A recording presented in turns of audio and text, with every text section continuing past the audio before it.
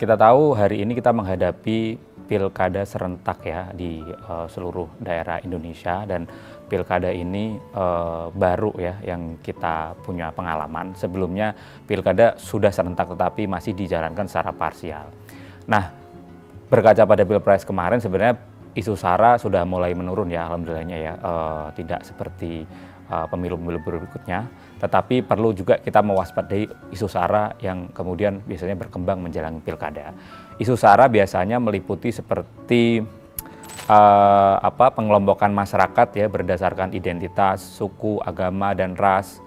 Kemudian dapat menciptakan satu kondisi di mana menimbulkan konflik di dalam masyarakat. Nah, masyarakat kita yang majemuk, yang berdiri dari berbagai suku, agama, ras, dan latar belakang, kemudian gara-gara isu SARA, mereka kemudian akhirnya bertengkar satu sama lain. Nah, isu SARA ini biasanya juga merebak di media sosial ya, terutama kaitannya dengan menjelang pemilu. Nah, hal ini tentu perlu diantisipasi dan diwaspadai karena jika tidak nanti akan menimbulkan satu gejolak di masyarakat yang tentu kita tidak inginkan ya. Baik sisi penyelenggara, kemudian dari sisi masyarakatnya ya, kemudian sisi stakeholdernya, dan terutama kaitannya dengan menuju pemilu yang damai. Itu.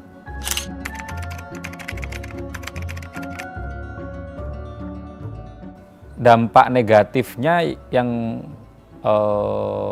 kita tahu ya, dan beberapa kali kita menghadapi pilkada, terutama contoh di pilkada DKI ya, di mana isu SARA itu mencuat ya, kemudian menjadi ujaran kebencian ya, membenci kelompok yang berbeda.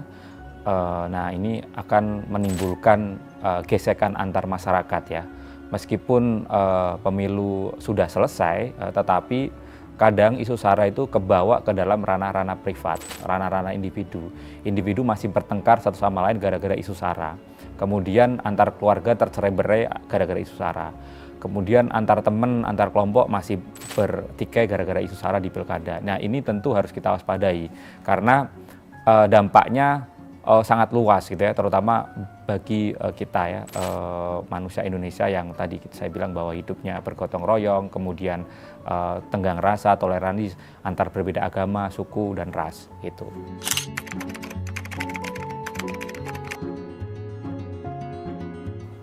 Tentu kalau isu ini dimainkan dan kemudian isu ini menjadi isu sentral dan akhirnya menutupi substansi politik itu sendiri, yang kemudian kita tertutupi ya visi misi kandidat, kemudian kita tidak melihat debat antar kandidat gagasan, yang terjadi justru antar pendukung membenci karena beda etnis, antar pendukung membenci karena beda agama, dan ini akan menyebabkan berdampak pada pemilihan. Satu, pertama, legitimasi terkait dengan kemenangan seseorang ketika menggunakan politik SARA.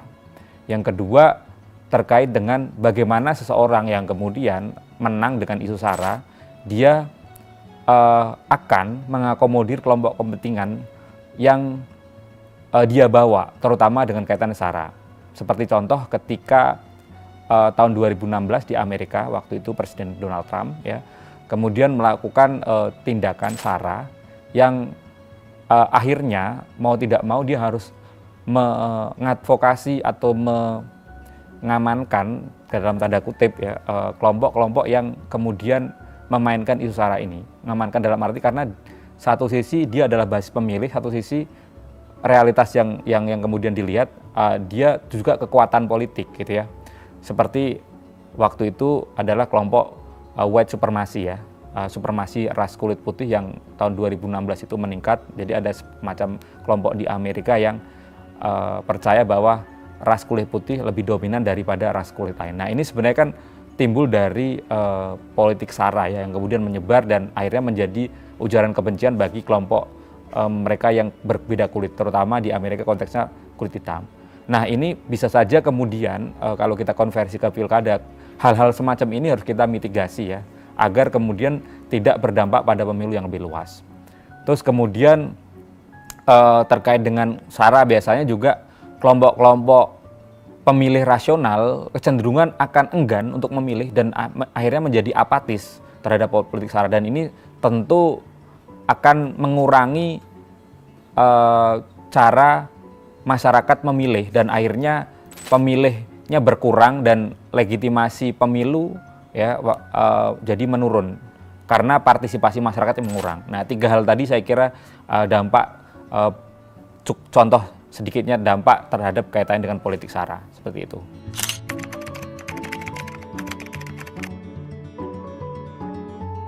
Nah, pihak penyelenggara dalam hal ini KPU dan Bawaslu ya sebagai ekosistem dalam demokrasi, mereka punya wewenang dan punya tanggung jawab untuk kemudian memitigasi apa kemungkinan-kemungkinan yang akan terjadi termasuk dengan politik sara. Caranya apa? Kalau KPU di sini dia punya instrumen misalnya terkait dengan sosialisasi ya ke sekolah ya, ke kampus, ke kelompok-kelompok masyarakat dan bekerja sama dengan media, bekerja sama dengan sentra Gakumdu untuk kemudian mewacanakan ya misalnya pemilu damai gitu ya untuk masyarakat agar menghindari konflik-konflik sara yang akan merusak martabat pemilu.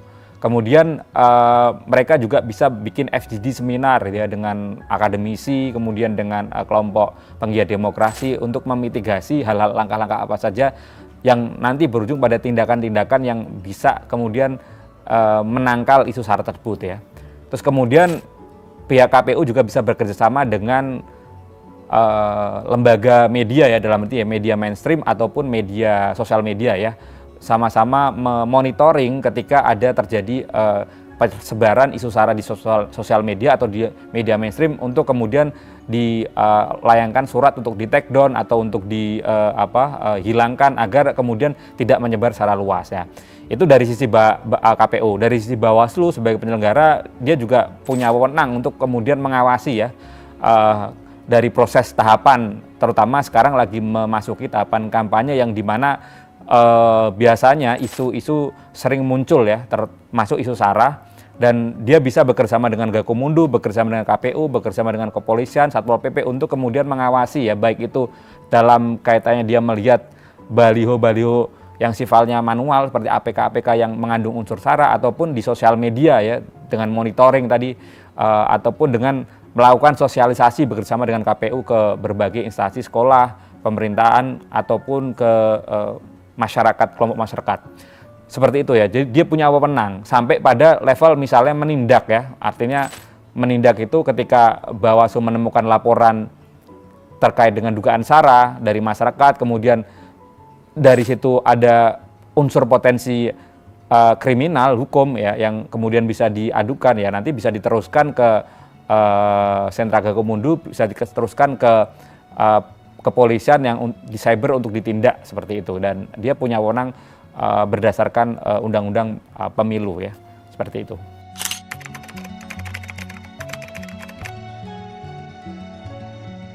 Himbauan saya terhadap masyarakat ya, terutama yang akan menghadapi pilkada serentak ya, agar terhindar dari politik sara.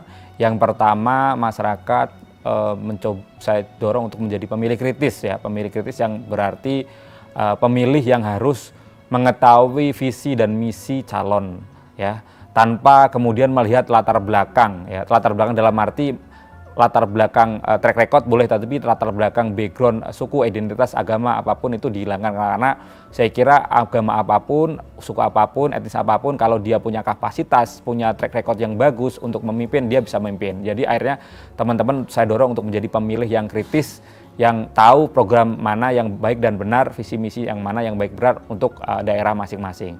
Yang kedua, Bapak Ibu sekalian, saya mohon jangan kemudian gampang terhasut ya terhadap apa yang menyebar terutama di media sosial ya. Kemudian dicek ya beritanya apakah mengandung unsur hoax atau disinformasi atau berdasarkan fakta ya. Dengan berpikir jernih, nggak mudah terhasut, Bapak Ibu punya boundaries untuk kemudian tidak gampang terselot api amarah ya, yang akhirnya bisa mengontrol atau bisa kemudian mengingatkan ya temannya, rekannya, keluarganya untuk tidak kemudian menyebar ataupun terprovokasi dengan isu-isu sara yang ada terjadi di media sosial. Yang ketiga, saya kira penting juga untuk kemudian sama-sama ya menjadi warga yang baik ya, memilih nanti siapapun calonnya, kemudian berpartisipasi aktif ya, karena dengan berpartisipasi aktif ya, kemudian dari mulai pengawasan, kemudian ikut berpartisipasi dalam pencoblosan, itu Bapak Ibu sekalian telah kemudian menjadi warga yang baik dengan mendukung berjalannya proses demokrasi. Kalau kemudian partisipasinya banyak, legitimasi pemilunya didapatkan, akhirnya kemudian nanti kandidat apapun yang menang, dia akan kuat secara dukungan ya, sehingga kemudian hal-hal yang sifatnya sara, hal-hal yang sifatnya mengandung ujar kebencian itu bisa dihindarkan gitu ya, dengan dukungan dari masyarakat semua ya. Seperti itu dari saya, kurang lebihnya saya mohon maaf. Assalamualaikum warahmatullahi wabarakatuh.